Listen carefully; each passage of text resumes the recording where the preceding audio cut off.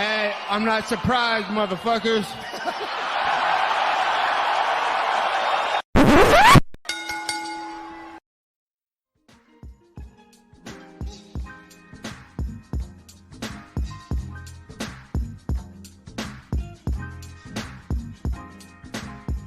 What is up, ladies and gentlemen? Welcome back to Courtside Soundoff podcast. Once again, I'm Josh Evanoff. As always, welcome by the one and only man of the hour, too sweet to be sour, it's Angel Ortega. A lot of stuff to talk about this week. Obviously, we got UFC 277 to go over. UFC Vegas 59 with a TUF Finale going down this Saturday night. We also got some MMA and boxing news to hit. As always, we are brought to you by Rogue Energy. If you want 10% off your order at RogueEnergy.com, use the code SOUNDOFF at checkout. It's code SOUNDOFF at checkout for 10% off of all your energy needs. I went and voted this morning, guys. You know what I had with me? My Rogue Energy Shaker bottle. It motivated me. Yeah, that's right. I'm segueing, Angel. I'm segueing. You know, I needed that energy. I know, Josh. I'm very happy I voted too. I voted yes. I don't even think most people will get the reference because, you know, it's only a Kansas thing. But yeah, you know what? I need the motivation to get up early in the morning to do this thing. So, you know what I have with me? By Rogue Energy. And you can get it too at RogueEnergy.com with the code SOUNDOFF at checkout for 10% off. You know, not to ruin your little bit there with the ad, but you saying that you took your Rogue Energy bottles motivation reminded me of that. I think it was the Kylie Jenner and Pepsi ad. You know, that really. So you think I went between the vote yes and the vote no people, and I gave them my Rogue Energy shake bottle. Dude, if you did that, I think you'd be an American hero. You know how, like, we got this drama going on with, like, China and the United States, and we got Nancy Pelosi going over there? Yo, we just got we're treading on some scary waters right now, right? And now we're going to give them the Rogue Energy, and nobody's going to feel like fighting anymore because they're going to feel so energized and in such a good mood. I'm super focused on making the And right if you're in China decision. and you want Rogue Energy, use code SOUNDOFF at checkout. Can you say that for me in Mandarin now, Josh? Don't do that. I'm not John Cena, man. I can't. You can't? Man, hey, man, John Cena killed it in Mandarin, though. You know, John Cena actually, he knows, like, multiple languages. Like, he's, like, a really smart dude. You wouldn't think it, but he is, right? Yeah, he's not just John Cena, Class A dude. Class A guy, you know? Dude, you know what I made a joke about? I'm like, dude, why isn't John Cena live-action Buzz Lightyear? I really... Hey, you see it, right? I do see it. You know what I don't understand? I don't know why they picked Chris Evans of all the people to be the new Buzz Lightyear. You know what I mean? That makes no sense. John Cena would have made significantly more sense. I know, dude. And he's been killing it in acting lately. Well, I mean, yeah, he's Peacemaker. He's Peacemaker. I feel like he just had something come out that I can't remember.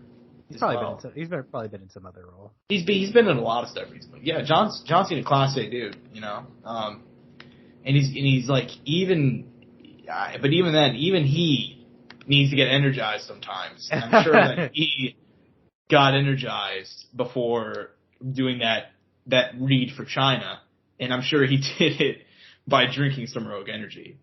Which you're just something I couldn't agree more. I couldn't agree more. RogueEnergy.com with code SOUNDOFF at checkout for 10%. That's 10%, guys. That's 10%. Bigger than zero, which what you'd be getting normally if you didn't use code SOUNDOFF. So use code SOUNDOFF. Yeah, pay 90% instead of 100. We're saving you money here at Courtside Soundoff podcast. So. And if you don't use code SOUNDOFF, then fuck you. Yeah, fuck you. I took that from another well-known YouTuber, just so you know. No, I know where it was from. It's really funny. Oh, you do? Okay. Yeah, but anyways, oh yeah, there's fights we got to talk about, Angel. Holy fuck, it was a pay-per-view. Isn't that crazy, dude?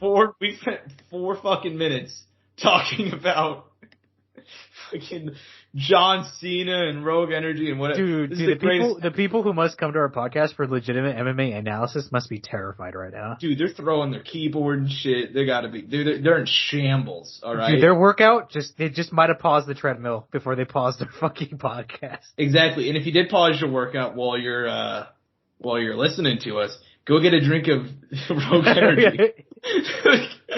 Go and sound off at checkout if you don't have it already. Jesus Christ, man. Just get a tattoo at this point. On your ass cheek. Angel, I didn't tell you, but, you know, I actually did get another tattoo. It's Rogue Energy. That's a commitment. The shaker bottle, you know? Anyways, last Saturday night at the American Airlines Center in Dallas, Texas, the rematch between Amanda Nunes and Juliana Pena. You know, going in, the Lioness, she said it. She gave a lot of reasons why she lost that first fight. So it was an injury. She said it was COVID. She said it was her camp. A lot of people were questioning if that's accurate or if those are just excuses. I feel pretty comfortable saying that those are probably legitimate reasons now after watching the rematch. Nunes regains her bantamweight title via decision. The scores being 50-45, 50-44, and 50-43. Look, man, Juliana Pena has that dog in her. She was not going to quit. Even in rounds 4 and 5 where she was losing, she was throwing up submissions, and a couple of them got pretty close, but to no avail. Angel, give me your thoughts on the fight, and Amanda Nunes back on the top at 135 pounds. Oh, Josh, I mean, I could say it with full confidence. That had to have been the most toughest, and we've seen a lot of tough people in this sport, man, and we see them time and time again, and, you know, we've seen Calvin Kattar, you know, just get beat to a pulp by Max Holloway. But there was a little something different about this one with Juliana Pena, man.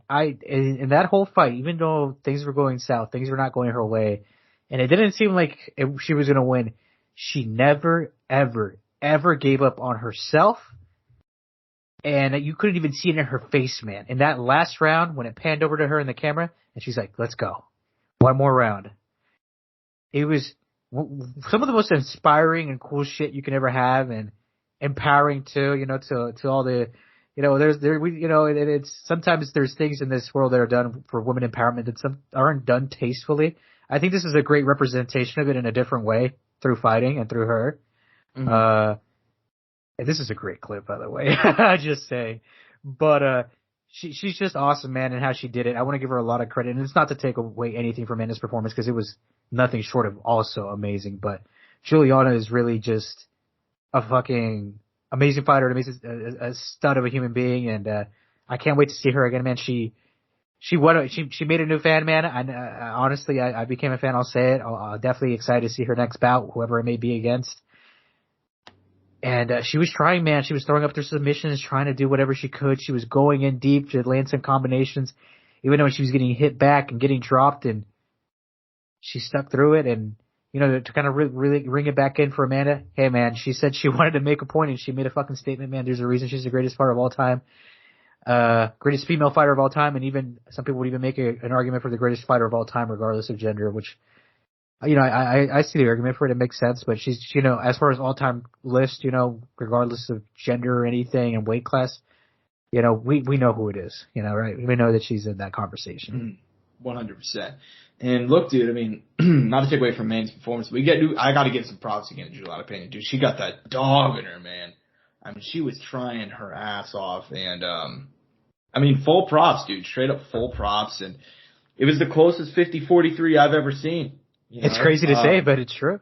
Yeah, I mean, I guess technically speaking, out of all the 50-43 fights, one does have to be the closest, and I guess this one was it. You know, Juliana, even when she was getting knocked down in rounds 1 and 2, she was coming back, flurrying, landing shots. Like, I think like in round 2, obviously it was shown like on the broadcast. It could have changed. Remember, like the significant strike totals were like identical, but obviously the difference being that, you know, Juliana had been knocked down like 3 times in that round. But still, like, she was moving forward. She was trying. But look, man, order's essentially been restored at 135 pounds. Amanda, I don't think rankings have been released yet. Whenever they are, she should be number 1 pound for pound. She's still the greatest female of all time. I hate that one loss made her kind of, people are like, well, was she really that good ever to begin with? I'm like, you know, like, bro. I know you've seen him. Some people had doubts, yeah, which is such a puzzling thing to me, because it's like, if Kamaru lost yesterday, the way you speak about him, would it change? You know what I mean? I mean, she didn't win. She was undefeated for like 8 years. That didn't happen by mistake. You know what I mean? Oh, yeah. Just so dumb, but whatever. She's back at the top now, number 1 pound for pound. Full props to her. I don't know what they're going to do with her next. You know, Shevchenko said that she's probably going to stay down at 125. I saw the 3 options that people put out there. Well, I know that Juliana wants a trilogy. Yep. Which I'm not opposed to. Just I don't really want to see it immediately. Yeah, it's gonna be very hard with how that ended. You know what I mean? But Yeah, with her just getting annihilated, it's gonna be tough to rerun that just immediately. And then there's one more challenger though, Josh. Ketlin Vieira. Yes, sir. I think she probably deserves it. I mean, I don't think it's not an interesting fight for me, but she's scrappy. I think that she's done enough to earn that title shot. I think, like I told you, dude, she has a very high ceiling. She just doesn't let it go. Ketlin Vieira? Yeah. Yeah, I remember when she first debuted, I was like, oh damn, this girl is good, man. And then she's very big. She has a ground game. She has heavy hands. She can't put it all together. She can't put it all together, and she doesn't let it flow. She doesn't let it go, you know? Mm-hmm. Which is an issue, and especially against Amanda, man, if she gets uncomfortable and lets her play her game, that's gonna be a hell. It is, and yeah, we'll have to see how the one plays out. I mean, according to Nunes, she said she wants to go up and defend her 145 title next. Holy fuck! Which really? I presume would be against the winner of Danielle Wolf versus Norma Dumont, which is happening next month. And I think Zara Farron is going to be fighting on UFC Paris, so it's going to be one of those. Could you imagine, Josh? Danielle Wolf 1-0 or 2-0, I guess. Against Amanda Nunes? I don't know if that would get approved by a commission, honestly. Well, I guess if she beat Norma Dumont, you know, I guess that would make sense. I mean, that's actually though. You know Dumont's really good. It's just she can't make 135, which makes her fights like nobody's up 145, which is kind of a shame. But like, she fucking dominated Aspen Ladd, and Aspen's like what, top 5 at bantamweight? Like, yep. Granted, that fight was terrible, but still, you know. I mean, look, if Nunes wants to do it, Dana was like, look, dude, she can do whatever she wants. Like, she's accomplished so much. And honestly, at 135, like, we talked about Ketlin Vieira, but like, even then, Vieira's coming off like a close decision with Miesha Tate, which I think most people thought she won. And then a home win where most people thought she lost. So it's like, I'm not opposed to her fighting one more time. Maybe she could fight Juliana Pena. Shit, you know? Oh. There you go. Winner gets a title shot. That's true. If that makes sense. But anyways, man, time to move on to the co-main event because there wasn't another title fight last Saturday night. Brandon Moreno defeats Kai Kara France, TKO round number 3. With that, he is the interim flyweight champion. Look, dude, this fight was just back and forth in the first 2 rounds. It looked like Kai Kara France is starting to turn the tide around 3. He was landing some huge shots, caused a huge cut right below Moreno's eye. But dude, Moreno comes back and lands a devastating kick to the body that ends his night. Give me your thoughts on the performance. Give me your thoughts on a 4th fight, which is virtually guaranteed, between Deiveson Figueiredo and Brandon Moreno. Hey, man, I mean, what can I say? I said it the night of, man, that arena was so loud. I couldn't believe it was them, dude. The chants, the cheers for Moreno were insane. Obviously, being in Texas and so close to the border and the giant Mexican community out there, you know, shout out to the Mexican crowd for coming out and supporting one of their own. That was amazing, man. That was really crazy how much love he got that night and how much support he was getting and how loud that arena was for him. It kind of gave me shivers, man, for a second there. I couldn't really express it that night to you of how amazing I thought that moment was of the crowd. And then the fight itself obviously being great and Moreno having a good performance. For Kai Kara, very sad, man. I mean, I think he had a good chance of winning that fight. I picked against him. But, hey, man, you know, Moreno made some changes. He said they were hard decisions he had to make. He did it. New coach went to the corner. Coach told them what to do. Adjustments were made. Landed the combination. Body kick finish, man. A brutal way to go out. But it was sick, man. And as far as the 4th fight, man, we kind of knew this was going to come eventually anyways. Unless, obviously, for some reason, Kai Kara won. Well, if he were to win, sorry for wording it like that. That wasn't correct. But if Kai Kara would have been, you know, that was the only way we weren't going to get it. Yeah. But, I mean, I'm excited, man. I mean, it's been all amazing. And this really doesn't happen in MMA, man. I mean, how many quadrilogies have we had, Josh, in MMA? I know you talked about this at one point. Rampage versus Vanderlei, and then Arlovsky versus Sylvia are the only 2 big ones I can remember. Yep. And, I mean, this is a historic moment, man, and we're going to be living through it, and it's honestly with 2 amazingly talented guys. Obviously, it delays the division, but it's kind of like, with how it is and how the fights played out, it makes sense, you know what I mean? It really makes sense. And obviously there's guys who are available, but things kind of played out in a weird way. Or I should say there's a guy who's available. but things kind of played out in a weird way where they didn't go in his favor, and he probably should have got his chance, but then he just didn't, and it's just unfortunate. But at the end of the day, we're here, we're getting it. It might be in Brazil because all these Brazilian fighters keep talking about Brazil, and Dana, I think, confirmed afterwards that they're doing a Brazil card. And let me tell you, Amanda Nunes, she said she wants to be on a Brazil card. Charlie Olives said he wants to be on a Brazil card. Davidson Figueiredo wants to be on a Brazil card. And let me tell you, that's going to be one stacked Brazil card because all those Brazilian fighters are going to be calling to fight in Brazil. Yep. Apparently they're trying to go to it. They said they're going to do it next year. So we'll see what happens. And Rio, I'm assuming, right? More than likely. Shout out to all the Brazilians out there. If we have any people listening, man, much love to your people. Much love to Brazil. I don't think we have. Hey, Josh, in the entire history of this podcast, Josh, the like one Brazilian listener, man. Hey, if you're from Brazil, we fucking love you. You know? I love you, man. I love you, Michael. Sound off at checkout at RogueEnergy.com. You know, you live in Brazil, it's hot there. It's a hot summer, you know, like, so sound off.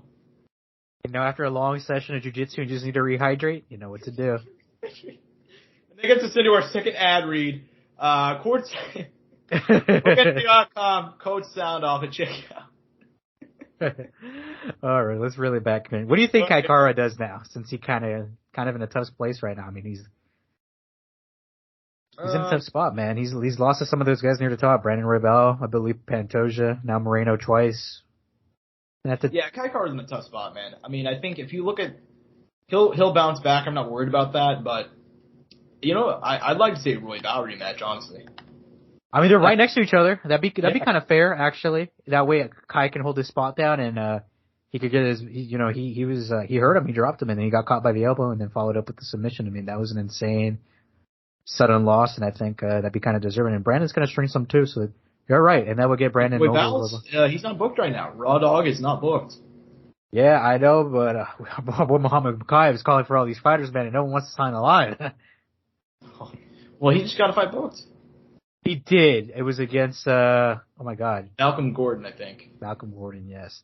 I think they might give Kaikara a guy who's on like a David Dvorak type guy or Matthias Nicolau type guy. You know, guy who's on a win streak and needs to break into the top 5. Mm-hmm. I'm assuming. I don't know if that for a fact that's what they'll do. But in my opinion, if they plan to go in a direction, I'm assuming that's the direction they'll go with Kaikara, making him take a step back. If not, the Roybal route is a very smart route.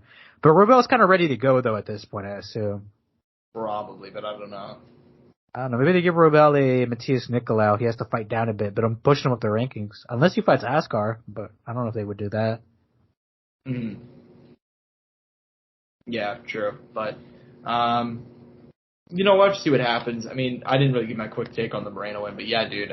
First of all, a hell of a win, hell of a performance. And also, dude, we got to give props to the James Krause, who got his first champion. And we'll talk about him more later. But, dude, just insane props to him. I mean, bring me one to Kansas City, baby. Represent.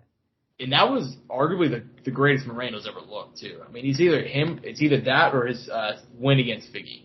I don't know. That Figgy win was dominant from pillar to post. That's one of those nights where he just couldn't miss. You know, he's the greatest fighter on the planet that night. I think that guy. Yeah, that was his night. True. Yeah, man. Moreno, we're gonna see a fourth fight. Kind of indifferent about it personally, but I am glad. You'll fucking enjoy it, Josh. You're gonna fucking enjoy it. Shut the fuck up. Shut the fuck up right now. At least we had a little bit of a break. You know, at least we had a little bit of a break, and we got to see some other people fight for the belt. I was happy about that. Granted, it should have been Pantoja, but it is what it is. He'll get. He's next, bro. Don't worry. He'll get his. He'll get his bid. I know. But anyway, he deserves it. I don't disagree with you. He deserves it. He's gonna get it. But you know, my boy Muhammad Bukayev on his way up, future youngest UFC champ, bro. He'll be there eventually. Oh, they're giving him a slow build, but he's really not that far away from being ranked. True, but one more fight. Anyways, moving on down the card, heavyweights. This one did not end in the way that people had hoped. Sergey Pavlich comes out throwing bombs at Derek Lewis, lands a couple of them. Derek Lewis goes down. Fight gets called off. 55 seconds round 1, and pretty controversial stoppage because he got up right as he went down. It was one of those weird ones. Give me your take on this one, man. A lot of people, Dana, most fighters, most pundits thought this one was a bit early. What'd you think? Early stoppage, bro. You think so? I think it was. Yeah, I can't argue with it. I've heard it from other analysts and commentators. I think it was an early stoppage as well. Yeah, and I could see why. It was one of those ones where it's like, I completely understand. I don't fault Dan at all for the stoppage, because I probably would have made the same call there, but... That's what a lot of people are saying, too, that they don't really blame him for it, but it was early. It was early, you know. Yeah, and also the way Derek goes down isn't like a lot of people go down, you know? So it looks a little... You know? Well, and Derek plays possum a lot, too. That's very much a thing he likes to do, so... Yeah. It was gonna hurt him eventually, and, well, it did, you know. It did. Yep. Yeah, man, make your money, you know, do your thing. Obviously, it sucks, but I mean, the UFC kind of got it what they wanted, though. Mm-hmm. They kind of wanted Sergey to win and push Derek out of the top 10. Mm-hmm.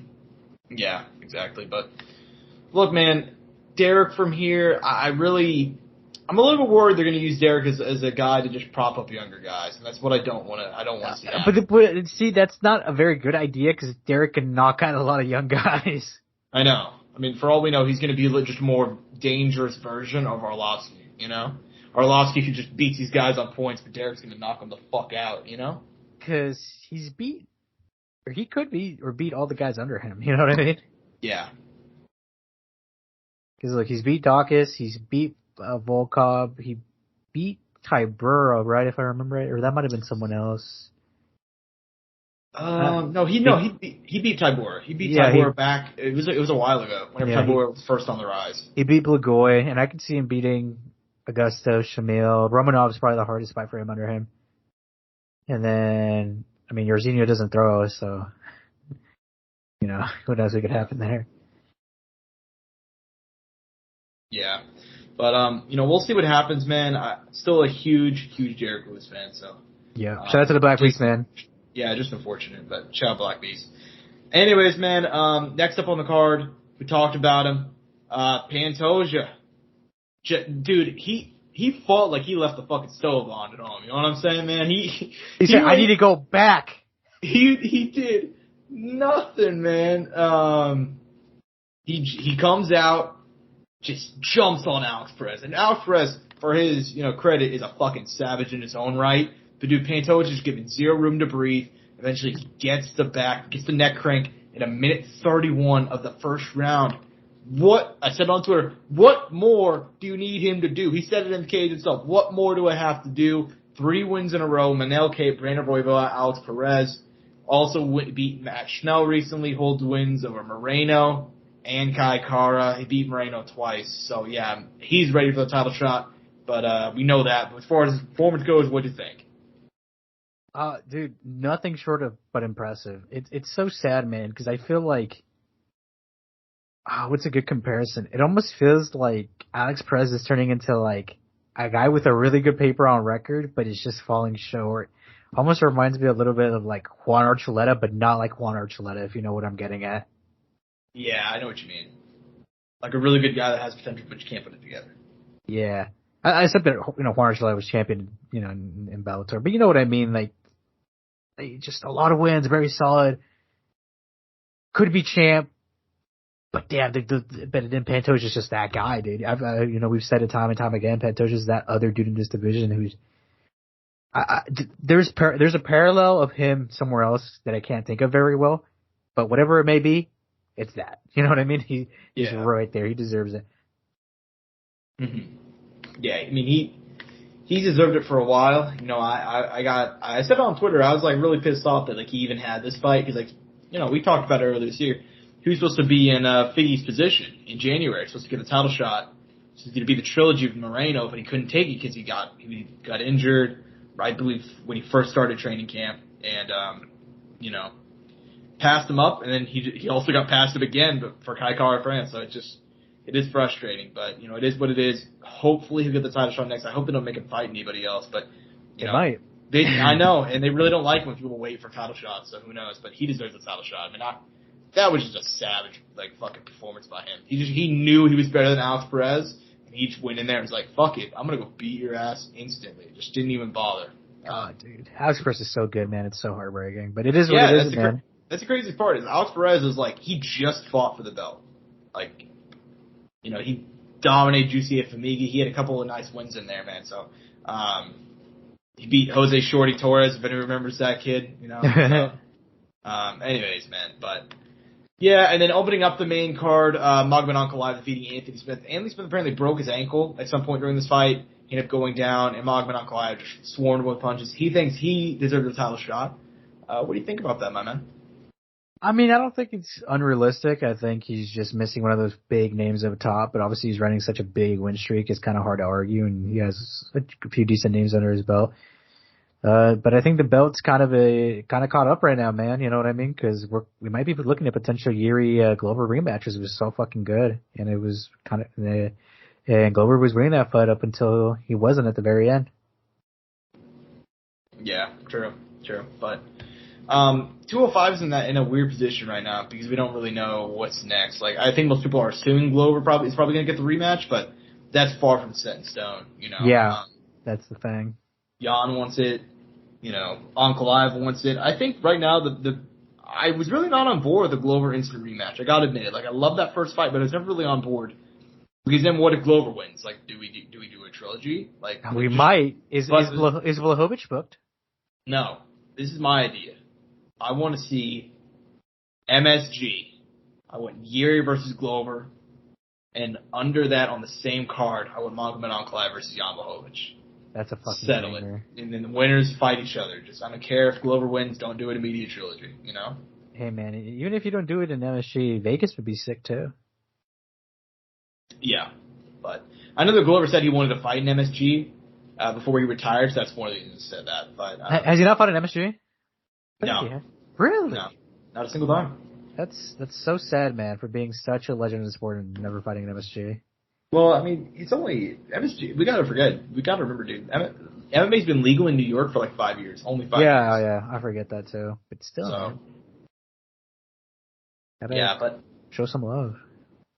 True. But as far as the rest of the card goes, man, I thought it was a pretty solid night of fights. It was one of everybody shit on the card going in, but I thought it was a really great card, especially the main card. But as far as the prelims go, what are some of the fights you're looking to highlight? Dude, Drew Dober, Rafael Alves. Holy fuck, dude. Rafael Alves might have been getting fucked up at some points in that fight, but damn, did he stick in it, man. He was throwing back, dude. He did not give a fuck. I love it. Shout out to Drew Dober, though, for getting another one. He had a little skid there for a bit, but he recovered, and he's like, he's trying to get back to those rankings, man. That's 2 in a row. Terrence McKinney, Rafael Alves. Granted, Terrence McKinney on short notice, but I mean, you had to fight for that one because Terrence McKinney started off strong initially. Yeah, true. And I wonder how that one would have gone to Terrence McKinney at a full camp. But yeah, we'll never know, but we do wonder. Yeah, true. And Terrence McKinney, he's a bad man. He's coming back soon too. So excited for that. Yeah, true. But yeah, man, that was a solid performance by Drew Dober, dude. Drew Dober, another one of those guys, heavy hands. Been in the UFC for like a lot longer time than like people like remember. But I don't want to say he's hitting his prime, but like he's in his prime right now. Like he looks damn good, you know.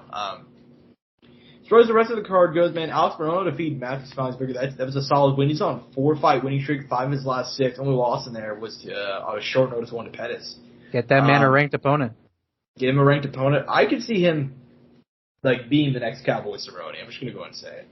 He already beat Cowboy not that long ago, and Morono just fights anybody, anytime, any place. Like, bad motherfucking stats. Who would you like to see him fight in the top 15? Because I feel like he deserves it. I'd say like a Jeff Neal type.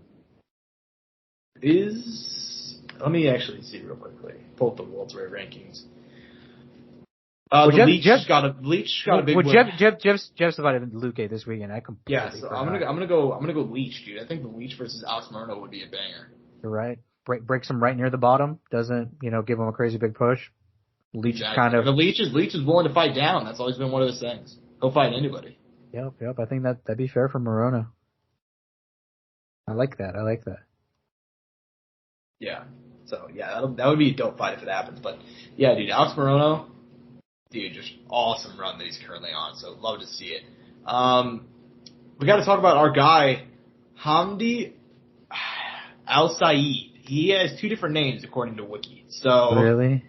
Yeah, Hamdi Al-Saeed. He also, his last name is Elalaba, or I'm not sure how you pronounce it, but at the the same time. We like Hamdi, though. Hamdi's short. We'll say what Hamdi. Let's go Hamdi. Defeating Dontel Mays. This kid, if he can figure out his gas, he's gonna be bad man. He's a former Greco-Roman wrestler.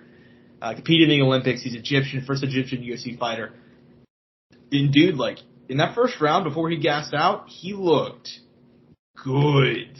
Yeah, he's big and strong and has wrestling and has power in his hands. He just needs to put it together, man. He could be like a, not to like make the comparison, but a DC kind of like fighter, but maybe a little bit better. You know, at heavyweight in a way, not necessarily trying to disrespect DC. Obviously, we're talking about a world champion. You know, like, but that kind of archetype of fighter. You know what I mean? Yeah. Yeah, and like he looked really, really good in round 1. Obviously, he did gas out in rounds 2 and 3. He ended up winning via split decision. I thought it was a pretty clean win, regardless. I didn't understand the split, but yeah, man. I mean, just solid win by him. That was, and like I said, if you can figure out his gas, that kid's got a lot of potential, man. He's a young guy too, so we'll see what happens. I think they will, man. I think you know, he's a incredible. He's so young in his career. What is he? 6-0? Yeah.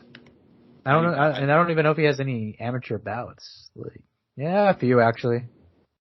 Yeah, but we'll see what happens there. I mean, as far as the rest of the prelims go, Jakar Close defeating Rafa Garcia. Solid win by him. Jakar Close, second win in just second win, I believe, 3 months after that long layoff. He's very, very good, and I'm glad people are recognizing it. Michael Morales scored a huge knockout win. That was nice. Jocelyn Edwards defeating Ji Yeon Kim. Orion Kosi defeating Mike Matea. That was a tough one. Blood Diamonds had a rough UFC run. But yeah, man, this card top to bottom was really, really solid. So yeah, man, it's not one that a lot of people gave a lot of props to on paper, but I really, really enjoyed it. And we do have a fight card coming up this weekend. Like it's a low key one. It's at the Apex, UFC Vegas 59, also known as the Ultimate Fighter Season 30 finale, which should also be fun, man. I like this card a lot. I gotta admit it. Not a whole lot of huge names, but a lot of fun fights, in my opinion. Yeah, okay. There's a lot of names that I didn't know were on here until I kind of scrolled down. Yeah, there's a whole lot of names. And we're gonna go and start off at the top. 2 light heavyweights looking to stay in title contention or break back into title contention, depending on how you look at it. Thiago Santos taking on Jamal Hill. Thiago Santos, obviously we know the story. 4 losses in his last 5 fights, but it doesn't tell the whole story there. Obviously, he had a split decision loss to John Jones. Still the only man to take a scorecard off of John Jones, which kind of is an achievement, but also a really bad look for judges, considering most people thought that he lost the Reyes fight entirely, and some people thought he lost to Jones. A lot of people thought he lost to Gus as well. But regardless, Thiago Santos is still the only man to technically take a scorecard off John. Had an insane fight of the year candidate with Glover, 2020. The worst fight of all time with Alexander Rakic. And 2021, that one could have gone to either guy. Johnny Walker in a decision win, and then a really close fight with Magomedov Ankalaev back in March. Taking on Jamal Hill, who this kid's really, really good. His only mess up was a loss to Paul Craig where he broke his arm back in 2021. Since then, he's had 2 knockout wins in like a combined 3 minutes in his last 2 fights. Knockout win over Jimmy Crute and a knockout win over Johnny Walker. This kid's got a lot of power in his hands. He's got a lot of talent, and I believe this is his second main event. So what do you think about this one? I'm excited, man. I'm excited to see what Jamal Hill does. He was a guy that for a long time I felt like we didn't know his ceiling, we didn't know his potential. There were some questions. I mean, he was beating the guys he had to beat. Ran into Paul Craig, unfortunate, but Jimmy Crute, Johnny Walker, all first rounders. Obviously, in my opinion, some questions around Johnny Walker, right? Because we've kind of been seeing some shit going down that going south there. And then Thiago Santos, man, not to give this man any disrespect, a little lackluster since return from injury, I should say. You know what I mean? We haven't been seeing him sit on his punches a lot, throw with a lot of power.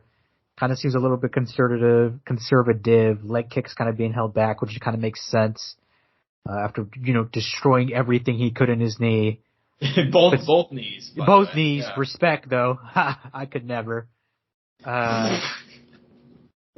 Dude, he kept fighting. That's what I said. I could never. I'm pretty sure it was in round 2, so he fought 20 minutes. Dude, guy's a fucking savage. But I mean, in this one, Josh, I'm picking Jamal Hill, man. I think it's looking really impressive. I'm just curious to see how he does with a pretty strong, well-rounded fighter in Thiago Santos. But like at the same time, I'm having my questions with Thiago Santos, and I think this fight's gonna answer a lot of questions going forward for Thiago because we're gonna have to see some sort of changes.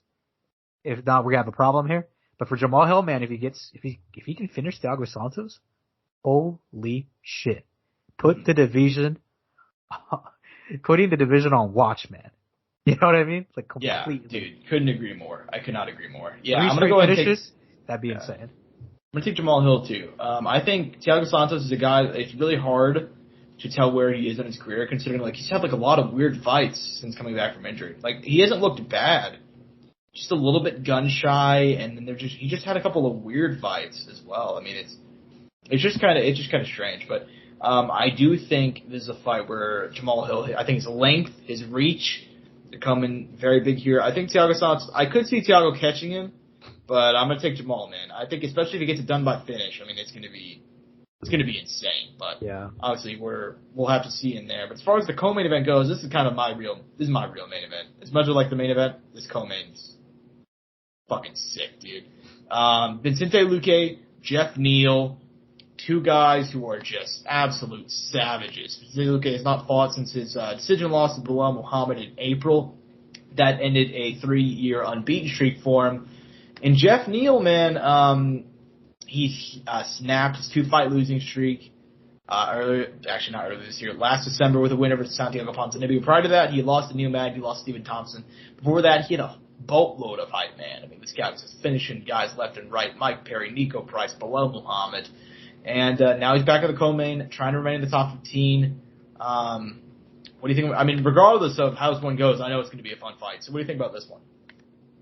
Man, I can't pick against one of the most exciting men in all of MMA, man. Vicente Luque. I think he's going to bring it to Jeff Neal, Josh. I think he's going to give Jeff Neal a hard time, put him on a pace. I think put him at a very fast pace, a lot of power, very dynamic. And I think with Jeff Neal, man, it's going to be a story of like, can he slow him down? Can he make him, be in his world and make him fight the fight that he wants to fight and not fight the fight that Vicente Luque wants to fight, which is the erratic, crazy, balls to the wall type fight. Mm-hmm. Yeah, exactly. I think I like Jeff Neal a lot, and I think I'm sure he's gonna have a good game plan coming to this one. I think in a striking match with Vicente Luque, you're gonna have to have like a certain style to beat him, man. You're gonna have to be very, very mobile. You're gonna be very, very quick. Good at darting in and out. And as much as I like Jeff Neal, he's not excellent at those things. Like, he's okay, and I can see him have some success, but I think Vicente Luque, the pressure's going to be too much, and I'm going to go and take him to win.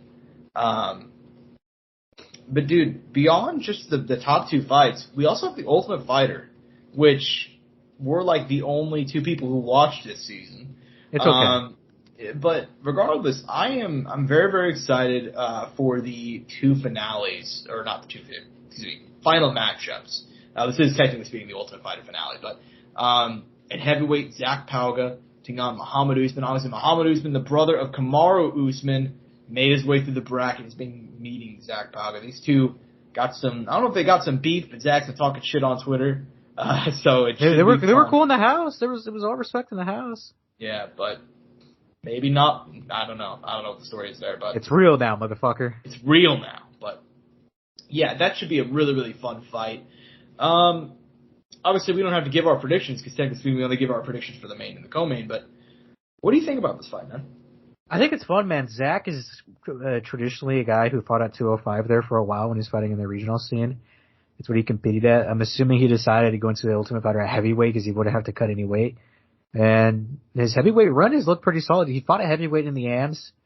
And it's turned out to be pretty good now in the TUF House. Obviously it's going to be different now with a guaranteed 3 fights. I saw him gas in that first fight originally, which kind of gave me some questions, but raised some questions for me. But, now that we're here, I wonder how it's going to be for Muhammad, man. For me, it's just, I feel like he just needs to kind of be more of a wild man. Let it go. Hunt for it a little bit more. I feel like he's always holding back a little bit for some reason. And he has a very good story, a tragic story at that. Losing his son, I believe it was his son. I may be wrong here. In a drowning accident, and I think he fell in the pool. I believe that's correct. Yeah. Yeah, very terrible man, and that fuels him. And someone who's fueled by tragedy like that is always very dangerous, man. Anybody who has something like that, and it's such a terrible thing. But he's a very tough guy, very well set minded. I think for him it's just a matter of actually, like, he has all the physical attributes and everything, but once again it's just doing the actual actions and performing to the best of his ability. I'm not saying he doesn't perform to the best of his ability, but it feels like he's not putting it all fully out yet. Like he's at 75%. He just needs that extra 25, and then he can be a menace. Yeah, I completely agree. I mean, if you look at Muhammad Usman, you can tell that he's fucking he is related to Kamaru. Like he's another physical freak. Like, oh yeah, those boys are special. He's got the power there. He has, like, honestly, like, from what I've seen, I like it a lot. It just feels like he's a little bit hesitant at times. It feels like he's a little bit unsure at times, and he's gonna need all that he can. Like, he's gonna need everything against Zach Balga. So we'll see what happens there. But that should be a really fun fight. I'm very excited for that one. And then also we got the women's flyweights, Brogan Walker Sanchez, excuse me.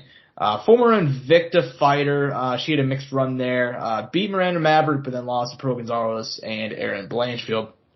Taking on Juliana Miller, who had a very nice run in the house. What do you think about this one, my man? I mean, look, I'm a little conflicted, man. I don't even know if Brogan Walker should be here. Her 2 decisions on the house were a little bit suspect in my opinion, not gonna lie. Mm-hmm. But that's how the TUF House is, and obviously with 2 rounds only, it makes, obviously, you gotta perform in those 2 rounds, and I guess the judges saw that way. I disagreed in both fights. I didn't think she won her first one, and I didn't think she won her second one, but nevertheless, she's here, she's talented, she has ability, obviously, I'm not denying that. I do think that she is very much capable of beating both those fighters, and she's capable of beating Juliana. Juliana is really special too, man. She has a very strong jiu-jitsu game, she's very tough and scrappy on the feet. I think she'll struggle though when she makes it into UFC. I think she's gonna have some troubles there. I'm not gonna lie to you, but you never know, man. She's a tough cookie, and she's killing it. And I think this is gonna be a banger. I think these 2 ladies are gonna show out and give us a great fight because they both had really good fights on the TUF House, and especially Juliana. Both her TUF Fight Houses fights were great. So I can only imagine her one for the contract and in front of the bright lights is gonna be amazing as well. Yeah, I couldn't agree more. I mean, Juliana Miller is a fucking dog, dude. Like, she is. Yeah, she's a straight up dog, dude. Like, if you guys did not watch her fights in the TUF House, go watch them both. They're both really, really good fights. Like, you can tell that she's one of those fighters, like, physically, like, she doesn't have, like, any insane attributes, but, like, she's got that dog in her, bro. Yep. And I'm sure she's going to bring the fight to Brogan Walker. That's going to be a really, really fun fight, and I'm excited to see that one. But as far as the rest of the card goes, there's a couple of nice matchups here. I think it's one that doesn't blow your hair back, but I think in terms of, like, actual fights, should be a lot of fun. So which ones are you most looking forward to? At heavyweight, man, Augustus Sakai versus Sergey Spivak. I think that fight makes a lot of sense right now at heavyweight. Those guys are relatively close to each other in rankings. Sakai almost out, and Spivak, I don't think he's in the rankings right now, so that could give him the push he's been wanting. Mm-hmm. Yeah, I mean, as far as Augustus Sakai goes, he's somebody that really needs a win. 3 losses in a row.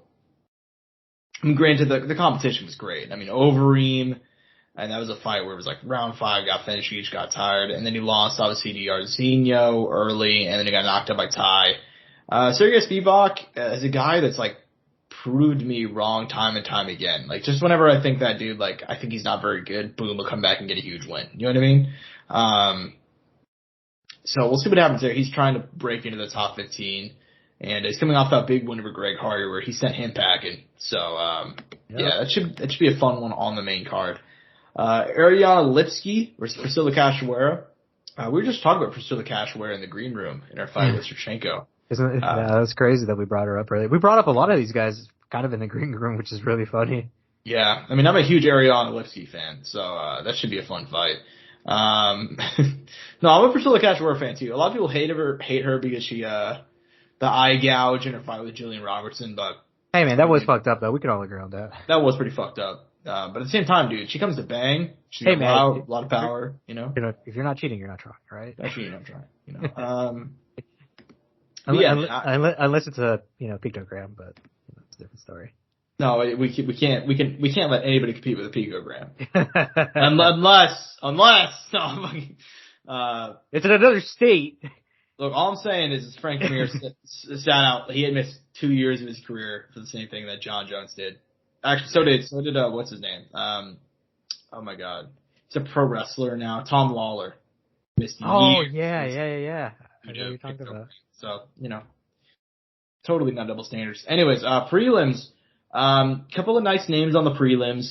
Sam Alvey's back. This is the last shot. It has to be, right? They're not giving him any more. He has not got a win in 1, 2, 3, 4, 5, 6, 7, 8 fights. He's an 8-fight unwin. Like, he's not won a single one. The last time Sam Alvey won a fight, Josh, was 2018. It's 2018 against John Vellante. We were in high school. I'll give him credit. I did think that he beat Wellington Turman, and I also thought he beat Da Un Jung. I especially did not understand the Da Un Jung. And you know what was another close fight? Ryan Spann. Ryan Spann was another close one. So I kind of get why he's getting another shot, but it's make or break, man. After this, they can't forgive you anymore. And they're taking on Michelle Olielchuk, who is a solid guy. Solid guy.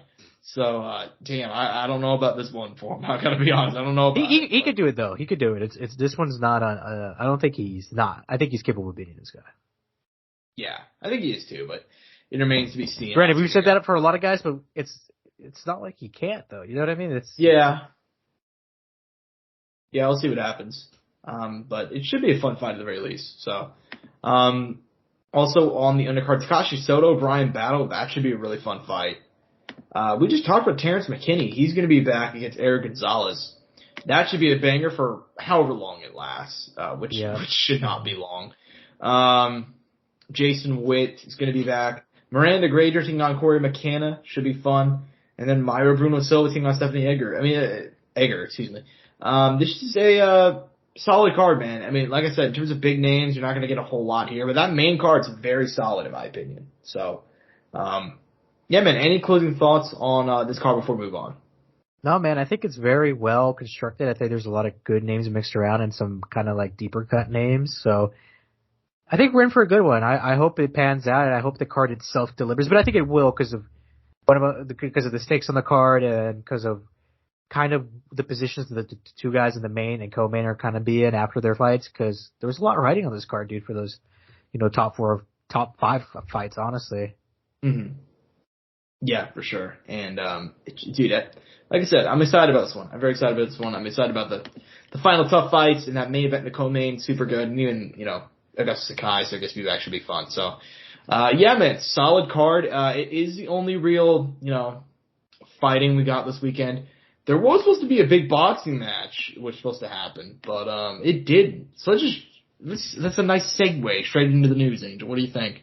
Yeah, so this weekend, UFC Vegas 59 was supposed to be going head-to-head with Jake Paul against Hasim Rahman Jr., That fight is off. Last Saturday, we got the news. We were hanging out with the boys, and they released some lengthy PR statement or whatever saying that the fight was off and that Hasim Rahman was, I think the unprofessional was the term that they used in his weight cutting process, and they decided to pull the plug.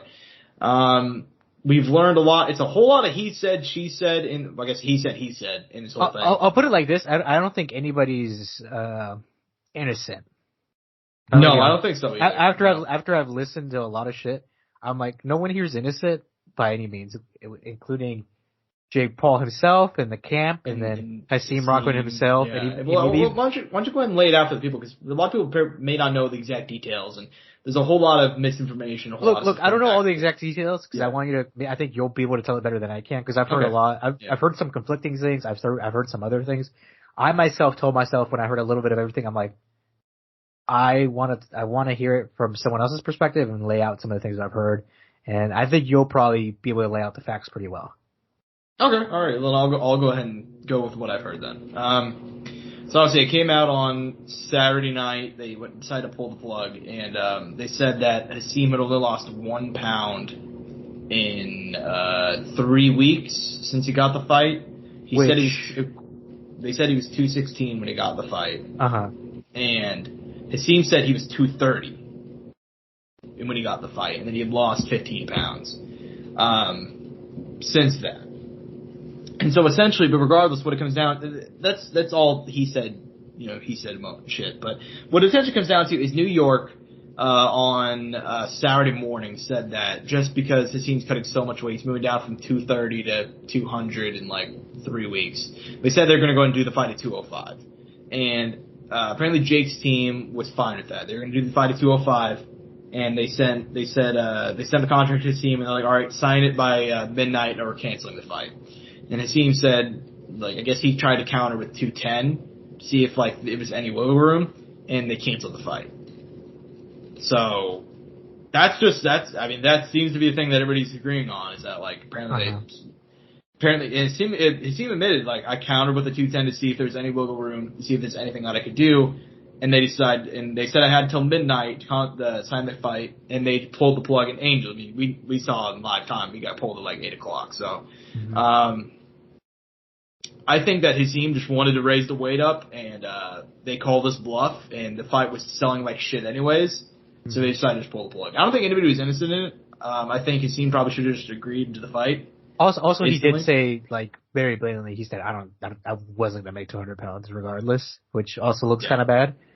Yeah, and he said that this is gonna sound really bad too, what I'm about to say. But I remember Canelo said this during the Kovalev. He's like, he said after the Kovalev fight, because Kovalev had to cut all that weight. Yeah. He's like, I can't make the weight. I don't take the fight. Yeah, and I 100% agree with that, regardless of MMA or boxing. If I hand you, Josh, a contract for millions of dollars, and I'm like, hey, we're gonna fight at blank weight on this date, that's the weight we'll meet at. We know we rehydrated or whatever that bullshit is. But for that 5 minutes or minute we're on that scale, we'll be that weight. That's the only thing we have to accomplish for us to fight. On top of us signing these 2 contracts. So, I think, for me, I'm like, I gotta give, like I said, no one's innocent fully, but for Hasim, I'm kind of like, I'm a little disappointed, bro, because if you couldn't make it, what would you take the fight? Or originally you should have been like, let's do 205, let's do 210. I can't make that weight. You know what I mean? I think him being very honest and being upfront of it could have maybe helped his case. Yeah. For them, and they maybe would have agreed. Yeah, exactly. And I think it was one of I don't fault him for taking the fight either, because they apparently, according to him, and Jake's team admitted it, like they called him originally asking, like, hey, we're gonna fight Anderson Silva, what's your weight? Have you been training recently? Yada yada yada. And it's like, yeah, sure, like I'll come spar Jake. And then half an hour later they're calling him back, actually we're gonna go ahead and have you fight Jake. You have an hour to sign the contract. If you have an hour and you're 230 and you're like thinking about it, you don't have a whole lot of time to think about it, I'd sign that fucking deal too. You pull a Michael Bisping, dude. You start running through Canada wherever he was. You remember that story? Yeah, dude. I'd take that fight too. So I don't blame him for taking the fight. I think it just comes. I don't blame anybody in this, honestly. I think it was, if we're being completely honest, it was really. So obviously he was supposed to fight Tommy Fury, and I'm assuming that his team was the backup plan, right? It's a really fucking stupid backup plan for your backup plan to be a heavyweight to cut 30 pounds in like a couple of weeks to make cruiserweight. That's a dumb backup plan. So I'm not really surprised that it's not. Also, they didn't expect Tommy not be able to get into the States, which is really unfortunate. Which they probably should have if Tyson was being denied. So. Yeah, they had hope. But yeah, I mean, I don't think it's like either like. You know what's good though? Huh? You know what's good? There's something in motion there now. What do you mean? You know what I mean? There's something there now. You know what I mean? Even if it doesn't go like with Jake. With Jake and Hasim, like there's some beef now. Like now he has someone else he's beefing with. For future. You know what I mean? Yeah, but he's not gonna fight him. Maybe not. But if for some reason it's there. You know what I mean? Yeah, I suppose. It's laid down. He's a real pro. And I remember one of the big things was if he did fight Hasim, Jake would officially be a ranked fighter in the WBC. Yeah. So there, what I mean? At least there's some precedent there. There's something there. There's some beef down the line, whatever it may be. Now there's a seed laid there. Whether or not you want to. Yeah, the thing that I personally don't understand is so they knew that there was a very real possibility that Hasim was going to miss weight. Like they knew that, which is why they put in have you heard about all the contract shit? Like I'm not even talking about the rehydration clause, but like all the fines and all the, like they had a lot of shit in that contract specifically designed for Hasim missing weight, like they had a minimum that he'd get paid. My friend, and, this is the boxing business. Nothing you're telling me right now is surprising me or bothering me. No. I'm very well aware of that. No shit. I'm aware of that. But why would you put that shit in the contract if you're going to cancel it once you found out it was a possibility he was going to miss weight? I don't know, dude. Like I told you, it's a. I think, like I said, no one is innocent in my book. No, I agree. I just think it's weird. Like, what was the whole point? You know what I mean? But anyways, first time in history since I've been watching that a fight's been canceled a week out before, due to weight issues, been canceled like a week out. So, you're living in the world where it's happening. Yeah, I know. So, anyways, man, I'm not too torn up about it as long as KSI goes through. Honestly, I'm way more. Oh excited. yeah.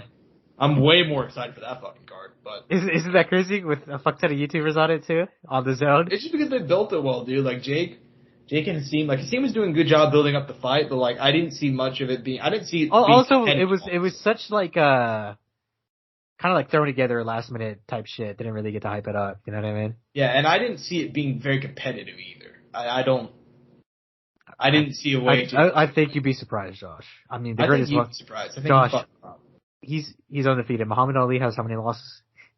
It's a good ass point. I can't. Jake Paul is the greatest boxer of my generation. Right? Anyways, man. That's all we got for that. But anyways, that shit show is off. Anyways, in other news, James Krause, the James Krause we talked about earlier.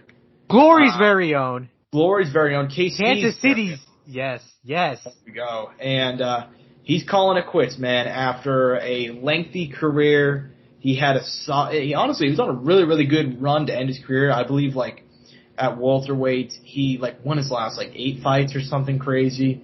Been in the UFC since 2013. He decided to call it quits. He officially retired. He's going to be a coach full-time now. And, look, man, there's honestly, like, I don't want to say this is ideal, but, like, dude, this is a guy where it's, like, he's worked his ass off. He's become one of the greatest minds in the game. And now he's in a position now where, like, he's coaching champions. He doesn't need to get hit in the face anymore.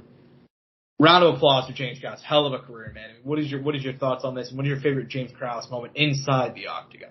This is beautiful, man. I mean, what else could you want for a guy, right? Outside of, succeeding like this, right? You got to live the life of being a fighter, and now you get to, in a way, kind of not ride off into the sunset, but you kind of ride off into the sunset. You know what I mean? Like he gets to do his thing, and gets to be a coach. Now he's making a little bit of extra money from coaching a champ. Like there's nothing better than that.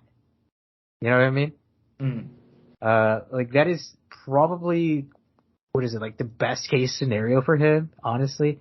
And he gets to do something he likes, and he enjoys. I think as far as best moment, man, when he was already in the UFC and he came into the TUF House on the Redemption series. Yeah, that was pretty badass. Like, didn't have to do it, but did it. It made it to the finale, right? He lost to, what's his name? Lost to Jesse Taylor. Yep. You can't even hit him. Jesse Taylor's a pretty talented fighter, honestly, even though he made some mistakes in his career, but regardless, it's not the bad guy to lose to, Yeah, exactly. Very good guy. My favorite James Krause moment is actually going to come one where he lost. Trevin Giles, UFC 247, obviously. We know the story there. He was there as a coach, and Antonio Arroyo was supposed to fight Trevin Giles.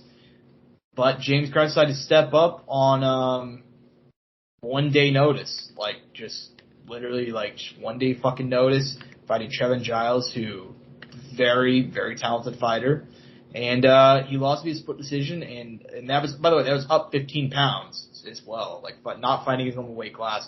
Lost via split decision in a fight that it's literally, like, I don't know how that fight, like, is still... I don't know how that was a loss to James Krause. Wasn't there literally footage of him? Didn't he coach and literally right after went and fought? Yeah, he did. Like it was something insane like that. Yeah, but like I don't understand. Like if you guys don't know, that's the one where he shit. That's the one where he was, Trevin Giles was his former coach, Joe Solis, was a judge for that fight. So I don't know how the fuck that got past the commission. Oh yeah, he tried to get that overturned. He did, and it didn't work. I don't understand how you cannot have that overturned. It's literally, like, just. Hey man, same thing happened to John Jones. All I'm gonna say. What do you mean? Didn't John Jones have someone like on his who was on the judging panel, and he was out? He had trained or known Jones or was a friend or an acquaintance at one point. Maybe I don't know. I just know about this case, but yeah, man.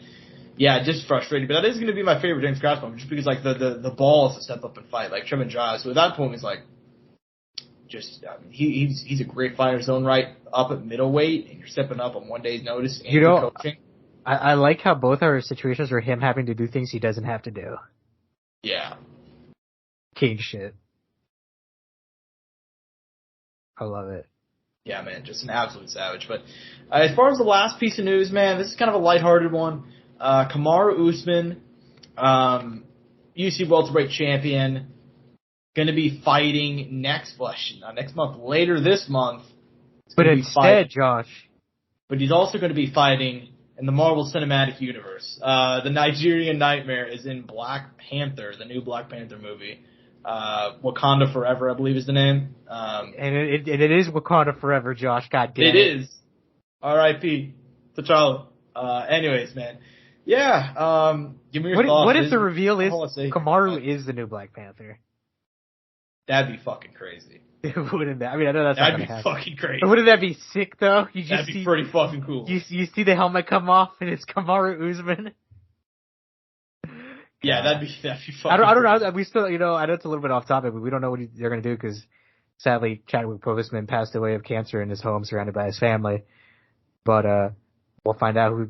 First of all, we don't even know what he's doing in the movie. I'm sure he'll be like, I guess it'd be some sort of a relevant role, not crazy big, but relevant enough for him to be part of it. You know what I mean? I could see it being similar to GSP. You know what I mean? Oh, like in Captain America where he played a villain?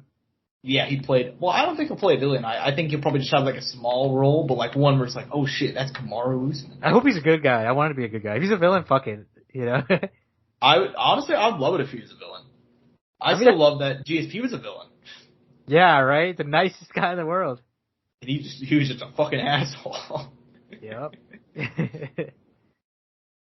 Anyways, man. Yeah, not a whole lot to say about this one. That's awesome for Usman. That's pretty fucking sick. I'm excited now, dude, for that movie. Yeah, I mean, I was already excited, but this is awesome. So, look, man. You know, kind of something that I would.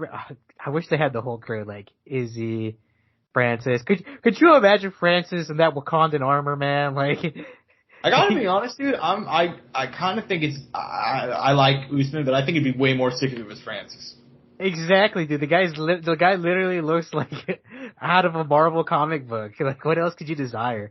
But hey, man, it is what it is. Like, I get it. Usman's kind of a pretty big star at this point, but I would have loved Francis. Like I said, I would have loved all three guys. Yeah. King shit only, baby.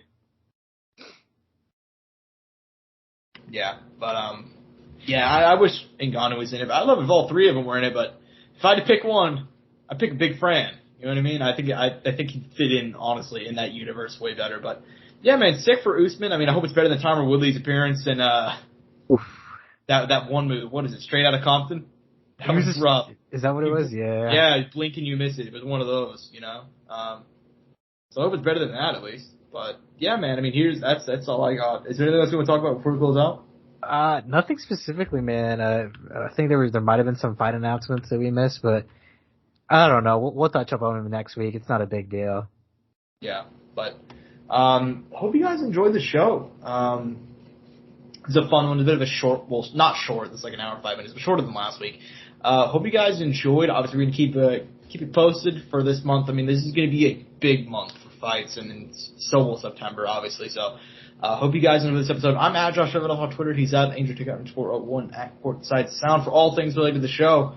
If you guys decide to go ahead and go follow us on Twitter, make sure you do it alongside your Rogue Energy Shaker bottle with your drink of preference. Code Soundoff at checkout, RogueEnergy.com. Hope you guys enjoyed this episode. Peace and butt grease. Mouse click.